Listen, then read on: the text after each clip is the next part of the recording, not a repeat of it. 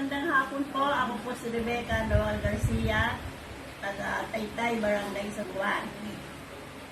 Ako po ay naging customer ni tita, ni Sister Ne.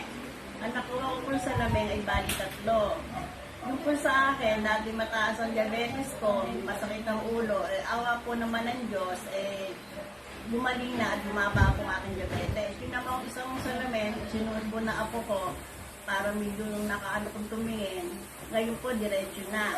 Kasi naman sa anak ko po, gamit na gamit, lalo pag mo siya inagmumotor. Yun po ang kagalingan ng salamin ng Jopar. Diba? NGI. NGI.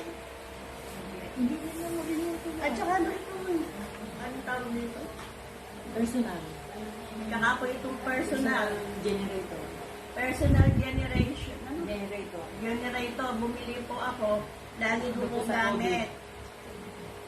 Ano po, sa COVID. Kaya, pag po ipisugot ko, parang talaga alam kong ligtas ako sa COVID-19. Ano pa? Marami pong salamat. Kaya po masasabi ko, pagbili ko ba, libre na.